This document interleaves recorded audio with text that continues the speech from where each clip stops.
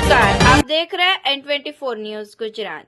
सूरत शहर के outer ring road पर गंभीर दुर्घटना वालक ब्रिज पर रफ्तार का कहर देखने को मिला है, जहां एक कार चालक ने 5 लोगों को टक्कर मारी है। इस दुर्घटना में 2 सगे भाइयों की घटनास्थल पर ही मौत हो गई, जबकि 3 अन्य गंभीर रूप से घायल है। कार की स्पीड 130 किलोमीटर प्रति घंटे होने की बात सामने आई है, जो दुर्घटना का मुख्य कारण बनी।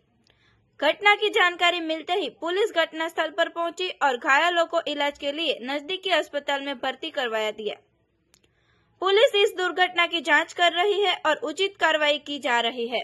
મારું નામ મહેશભાઈ જીવરાજભાઈ સાપોલિયા અને આ ઘટના ગઈકાલે સાંજે જે ઘટના ઘટી તેમાં મારા 2 સગા મોટા બાપાના દીકરા જે ત્યાં ઘટના સ્થળે જ મૃત્યુ પામ્યા અને એમાં એની સાથે બીજા 3 વ્યક્તિઓને પણ ત્યાં કચડી મારવામાં આવ્યા।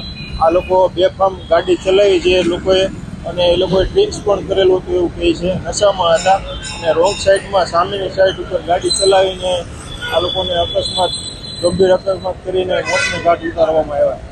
એ સાહેબ આ લોકો પાછળ કડીથી કડી સજા થવી જોઈએ કે જેથી કરીને આ જનતાઓને પબ્લિકને પણ ખ્યાલ આવે કે આવા લોકો માટે સુરત જાગૃત છે અને હું કમિશનરશ્રીને પ્રાર્થના કરું છું મારા ભાઈ સાથે જ છે એવું કોઈ સાથે નહોતું।